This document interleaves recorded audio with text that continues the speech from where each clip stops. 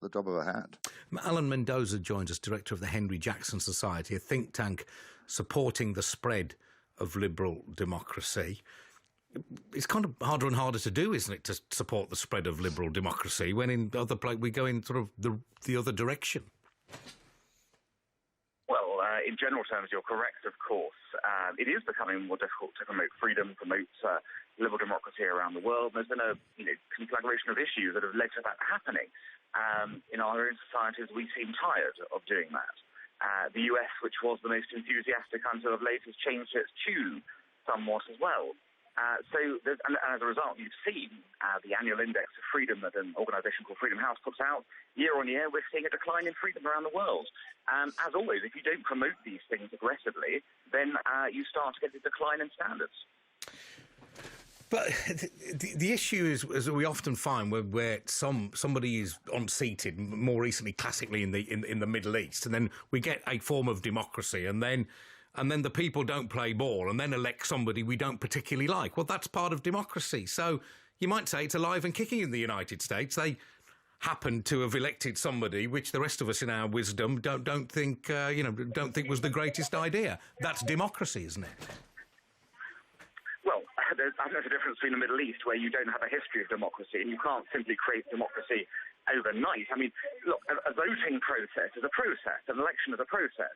But democracy is about so much more than that. It's about the building of civil society, about the understanding of values permeating through. So I think you can possibly compare the Middle East with a situation where we don't like, for example, or do like for that matter, a president being elected in the USA, a very mature democracy.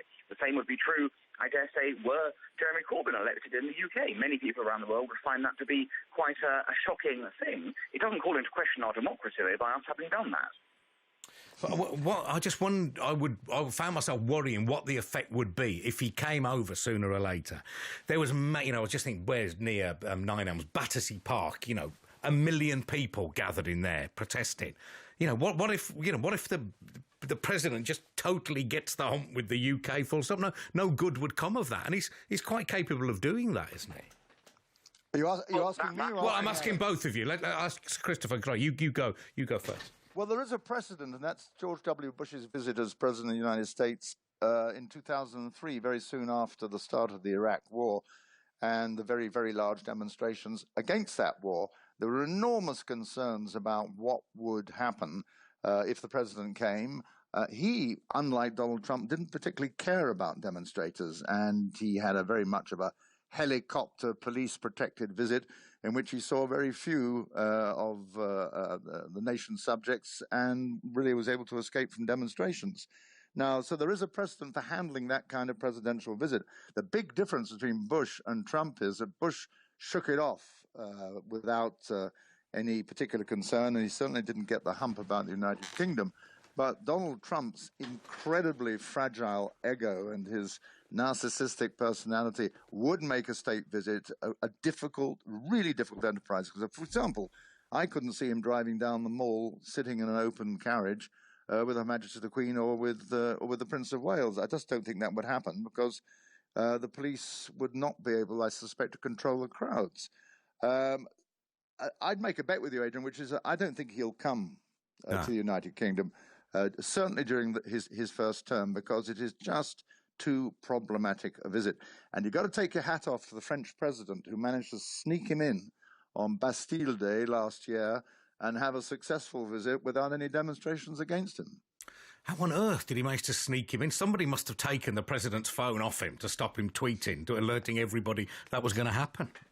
Well, I think Bastille Day is such a big deal in France. It's such a major, major public holiday and event that I don't think it was possible, even if they'd wished to get together the massed ranks of anarchists and anti-Trumpists who would normally be on the streets in a flash. Alan, what would you say to the risk of him coming over and getting the hump? Well, can I first say that the George W. Bush sort of example is, of course, a real one, but there was one fundamental difference.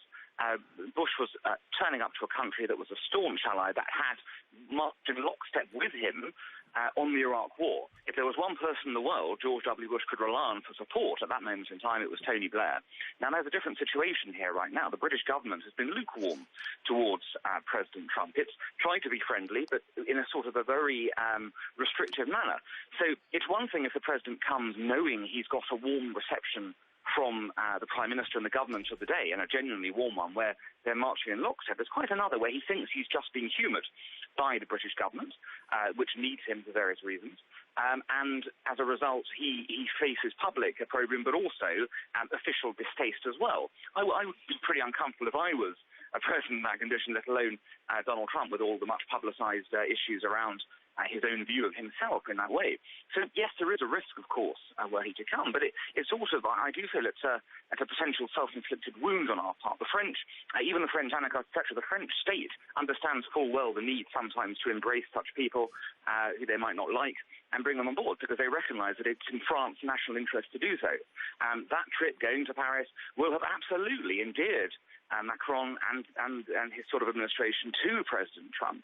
And I fear that if we miss out on this, as Christopher's saying, we will continue to drift. And that's particularly important for us, given we are trying to remake our international role given Brexit. We had Brexit in 2019. If we have no warm relationship with the US president, that is going to be a problem for Britain, a unique problem for Britain, compared to all our former European partners. Thank you very much indeed, Alan Mendoza from the Henry Jackson Society, and Sir Christopher Meyer. Really good to speak to you as well. Thanks, both of you, very much for your time. It's just gone